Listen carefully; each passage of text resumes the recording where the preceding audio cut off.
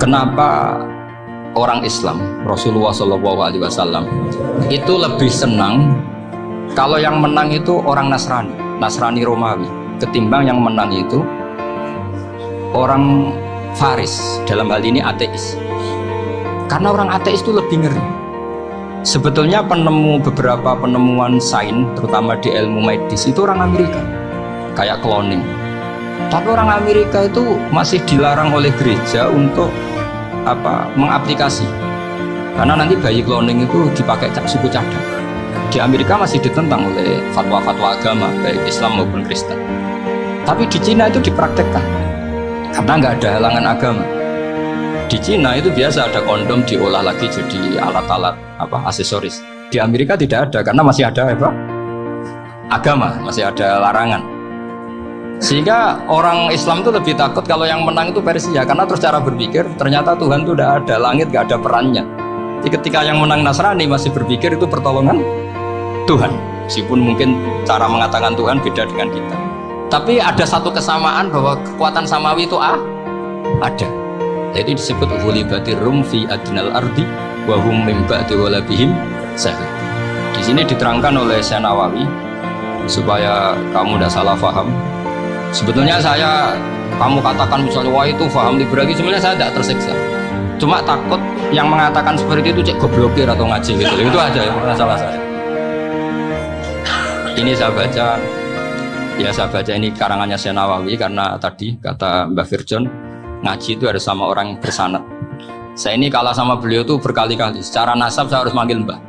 Secara silsilah ilmu saya juga kalah lagi. Saya sering disewani sama cucu-cucu Syekhona Khalil. Kiai Siddiq itu termasuk murid dekat beliau, Syekhona Khalil. Kalau itu berarti kan Gus Wirjon, Ahmad, terus Mbah Siddiq. Mbah Siddiq ngaji Syekhona Khalil. Syekhona Khalil itu pernah ngaji langsung sama Sayyid Zaini Tahlan. Berarti beliau dari Sayyid Zaini Tahlan itu baru generasi kelima.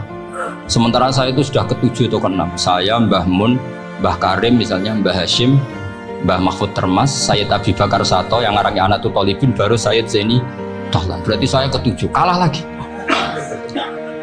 Tapi untuk jadi wali biasanya cepat saya. Karena syaratnya jadi mbah itu ngalah demi putu. Jadi kalau beliau ngotot, saya dulu Gusti, saya mbahnya. Wah itu mbah yang nggak baik. Pasti jatahnya dikasihkan apa? Cucunya dulu. Makanya Abdul Muthalib itu orang yang dapat wangsit, tapi yang jadi nabi itu cucunya. Jadi dalil saya banyak. Sebenarnya Abdul Muthalib itu sudah sering dapat wangsit, karena saya bahasakan wahyu, nabi yang protes, enggak nabi kok dapat wahyu. Tapi sebetulnya Abdul Muthalib itu masyhur, kalimat-kalimatnya menunjukkan bahwa beliau itu sudah dapat wahyu kalau nanti cucunya itu jadi nabi. Makanya senangnya bukan main Abdul Muthalib sama Rasulullah. Putu seneng mbah, seneng putu. Jadi mungkin, jadi sampean nggak usah protes loh. Yang jadi wali kok cucunya. Dulu betul. Dulu Mbah Hamid Pasuruan itu kalau Mbah Ahmad Siddiq ke sana, Mbah Hamid Pasuruan kalau manggil Mbah Ahmad Siddiq itu paman. Tapi pamannya minta ijazah ke ponaan. Apa ya gara-gara itu memang. Kalau itu masih berlaku apa? Ngalah tadi. Kayaknya masih hawane masih. Karena melihat tren-tren langit masih gitu kayaknya masih ya, tapi mbahnya tetap dapat jatah, tenang saja nanti. Tapi memang sebaiknya mbah itu legowo. Rasulullah Muhammad SAW itu terkenal min dzurriyyati Ibrahim. Tapi kata Rasulullah, ana dakwatu Ibrahim wa bisyaratu Isa. Aku nganti ngene iki barokah dongane Nabi siapa? Ibrahim. Jadi dongane Nabi Ibrahim nggih tiba teng putu. Jadi banyak bukti bahwa jatuhnya ke putu gitu. Tadi saya di kamar sama beliau berduaan. Nih Mbah sing dadi wali di sini, aku bebas. Cocokan tadi. Nah, kenapa saya akhir-akhir ini gulirkan daftar wali? Kenapa? Saya ini resah ya, orang sudah ingin dicintai pejabat, dicintai tetangga, dicintai teman. Tapi kadang-kadang orang lupa lagi dicintai Allah. Makanya saya meskipun guyon, tapi ini amdan, bukan sahwan. Supaya orang punya cita-cita lagi jadi wali, ingin dicintai Allah. Kita ini terlalu lama ingin dicintai makhluk. Mbok ya naik kelas sedikit. Ingin dicintai Allah Subhanahu wa Ta'ala. Meskipun saya guyon, tapi tadi guyon saya tuh lebih serius ketimbang serius Anda. Karena tak pikir. Saya tuh kalau pergi itu seneng ngebis, bukan karena saya tidak punya mobil, tapi saya sering mau butuh itu supaya gak diganggu. Karena saya tuh harus punya waktu sendiri. Kalau ngebis kan ketemu orang nggak kenal, tapi sekarang ya agak susah, banyak yang kenal. Dan susahnya lagi gak minta ijazah, minta foto. Orang repot. Mau dibenci itu umatnya Rasulullah Shallallahu Alaihi Wasallam. Mau disetujui itu sanatnya mana? Kalau ketemu orang alim minta apa? Foto. Itu nggak ada sanatnya. Nggak tahu saya itu madzhab dari mana itu. Ya madzhab milenial yang jelas itu kan. Ini tak baca ya biar dapat. Karena ini kenangan saya sama Mbak Ahmad Siddiq. Saya masih ingat betul beliau ngisi hallnya Mbak Abdullah bin Umar, berarti abahnya Mbak Hamid. Karena mbah saya itu Fatimah binti Khalid bin Umar. Kalau Mbak Hamid itu Hamid bin Abdullah bin Umar. Itu saya masih ingat betul zaman itu Mbah Hamid siap hall di Lasem itu rawuh dan saya derek nembah saya karena masih misanan datang ke Lasem. Itu beliau pas itu ngisi sama Mbah Mun. Mbah Mun masih muda, Ki Ahmad Siddiq sepuh senior. Itu beliau cerita bahwa dulu ketika Indonesia dijajah Jepang itu para kiai mimpi dibacakan ayat Ghulibatir Rum fi adnal ardi wa hum min ba'di walabihim. Terus ada kiai yang tanya, takwilannya gimana? Ya nanti Jepang pulang bukan karena kita yang mengalahkan, tapi Jepang ada yang mengalahkan sendiri, meskipun tidak kita. Kayak dulu Faris tidak dikalahkan Islam, tapi dikalahkan Romawi, tapi yang senang umat Islam. Wa yawma idzi yafrahul mu'min. Itu luar biasa ulama-ulama kita. Delalah kejadiannya Indonesia seperti itu. Yaitu kita tidak mengalahkan Jepang, tapi Jepang pulang sendiri karena dikalahkan apa? Sekutu. Ya ini saya baca.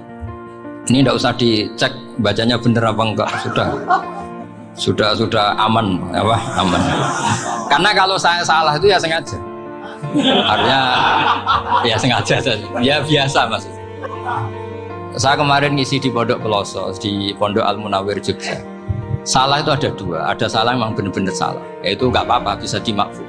Karena mesti sange wong goblok salah yang terus. Ada salah bawaan ilmu, itu repot tuh dadaninnya. Karena misalnya kita yang biasa belajar qiraah safah wayah sibuhu, mesti diulang lagi wayah sabuhu. Karena qiraahnya Imam Asim itu hasibah yah sabu bi fathis sin. Sementara kita kalau ngaji kitab kulino yahsib.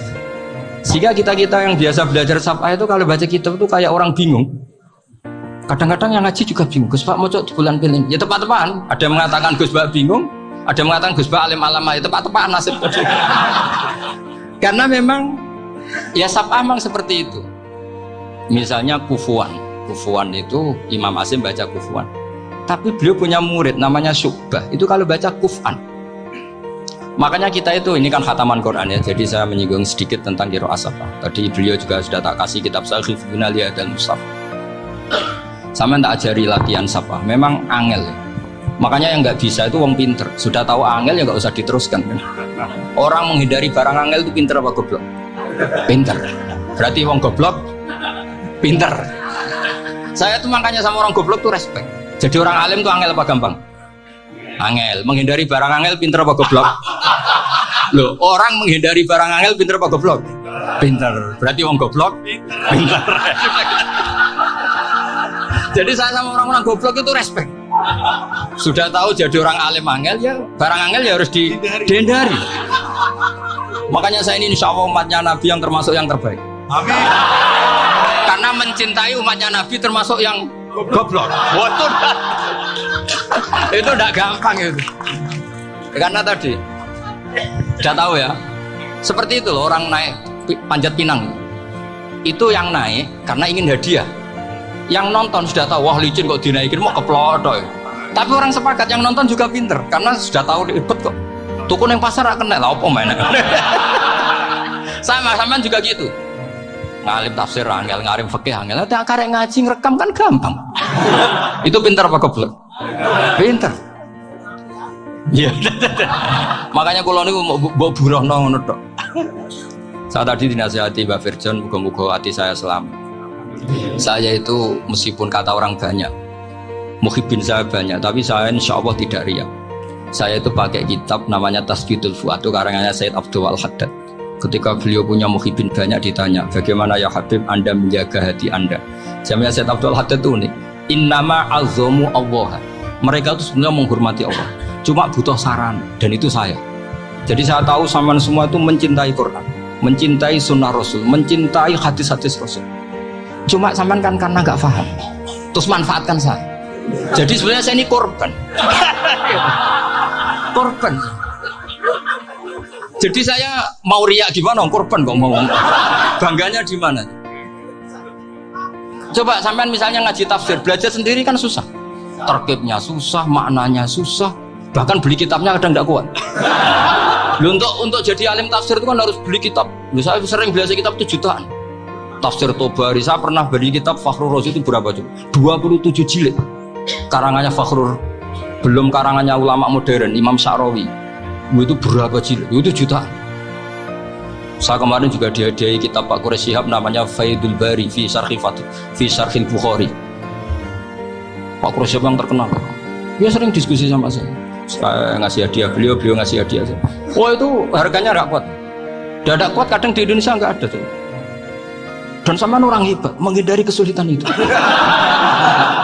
Nah, kesulitan itu sesuai ngaji ikut, kalau nggak paham dirukuk rekamannya sudah gitu. Pinter mana sampean nambah saya? Pinter sampean kan? Bikin sosis susah beli aja kok repot kan. Makanya nggak boleh orang bilang, wah goblok reso tafsir itu wong pinter. Makanya nanti kalau saya ketemu Nabi tidak termasuk orang yang mentahkir orang Islam. Kafabil mari isman ayah kira akhahul muslim. Jadi cukup orang itu dosa kalau menyepelekan orang Islam, termasuk darani sampean goblok itu dosa. Caranya nggak darani goblok ya tadi di logika tadi. Alim itu angel, ngendari angel itu pinter, berarti wong bodoh. Pinter ya sudah gitu. Tapi tetap bodoh.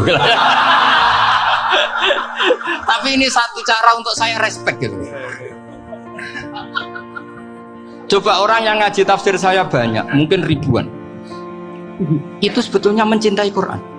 Karena Quran adalah kitab suci yang panduannya umat Islam. Sangat mencintai Quran. Terus kemudian mereka nggak paham. Terus mencari orang yang memahamkan. Burono lah cara jawabannya. Terus keren saya itu di mana coba? Lah terus mereka kurang ajarnya gini. Kalau paham itu ya alhamdulillah paham. Kowe nak ngaji Gus wae ngono tok. Tapi nek ora paham, ora nyalano akal ya. Mari Gus Wan nerangno cepet mulane gak paham. Ora kok nyalano teke sing lelet tuh. Maksud kan masyaallah naudzubillah tenan. Sebetulnya tingkat kurang ajarnya tinggi Gus.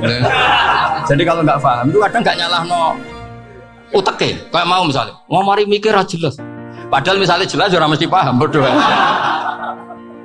Paham ya? Jadi kata Sayyid Abdul Haddad, innama azzamu Allah. Sebenarnya mereka itu sangat menghormati. Makanya kita nggak perlu mengatakan wasilah itu kafir, nggak akan. Karena orang tawasul sama Rasulullah itu ingin dapat ridhonya Allah lewat orang yang dicintai Allah. Kita mencintai wali sebenarnya, wah itu kekasih Allah. Kita mencintai itu karena mencintai Allah. Sama seperti gini, kamu mencintai kangkung apa enggak? Sebenarnya sama sekali enggak. Tapi kamu ingin sehat, ada asupan gizi. Kamu ingin tubuh kamu sehat, butuh asupan gizi. Kemudian kamu makan kangkung. Apa terus kamu cinta kangkung kan enggak? Cinta kesehatan kamu sama. Orang yang mencintai saya ingin kepuasan rohani. Saya kan termasuk kiai yang torekonya gampang. Ini swarga kan akhirnya penggemarnya banyak. Coba kalau kamu neraka. Jadi sebetulnya Anda mencintai kepuasan Anda sendiri. Nah, saya ini korban. Makanya untuk masuk surga cepat saya. Korban itu cepat. Da'watul mazlum la turaddu kan gitu. Laisa bainahu wa bainallah hijab. Jadi saya kalau dongo langsung seret langit. Karena mazlum. Saya sinau tafsir itu, Mbak, sampean bayangkan ada tafsir itu sudah 27 jilid. Sekarang Fakhrur Razi itu bulatnya bukan main. Karena dia ahli filsafat. Bulatnya Masya Allah. Sudah gitu sinau Jalalain kadang dikomen oleh Sawi. Sudah kita percaya Jalalain dibuli Sawi. Percaya Sawi dikandani, "Oh, iku Maliki rasa ribet." Sudah gitu sinau Qurtubi, sinau tafsir Tobari itu susahnya. Belinya susah, belajarnya susah. Padahal saya punya keluarga, punya istri, punya anak. Bayangkan kalau istri saya rewel kayak istri sampean. Wah itu, tapi alhamdulillah enggak. Sama sekali enggak. Allah sudah milihkan, wah ini bahaya kalau punya istri rewel. Imam Sibawa itu kitabnya banyak, tapi yang terbukukan hanya kitab Sibawa. karena beliau kalau sudah belajar lupa istri. Hanya pas beliau di pasar, kitabnya dibakar semua sama istrinya karena dianggap saingannya. Ternyata yang dicerai tidak kitabnya, malah istrinya. Itu Imam siapa? Sikat. Tapi alhamdulillah kitab saya nggak terbakar, aman.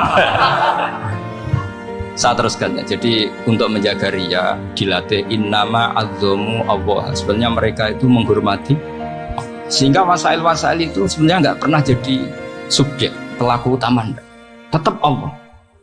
Sebab itu kata Sayyid Muhammad, kamu kok mengatakan wasilah itu kafir itu gimana? Ketika innallaha qad ba'atsa lakum taluta malika. Talut itu ya manusia. PD-nya itu apa?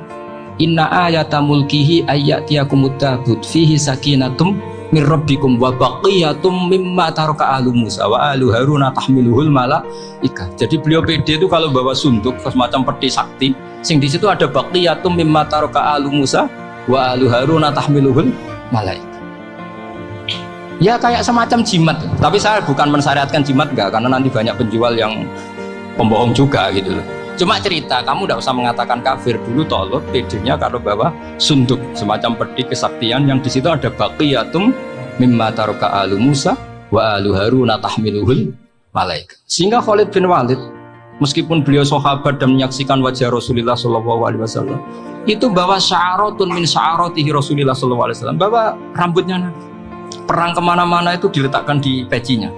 Nanti sama tanya lagi, masa pakai peci Khalid bin Walid itu? Wah panjang itu sampai itu repot.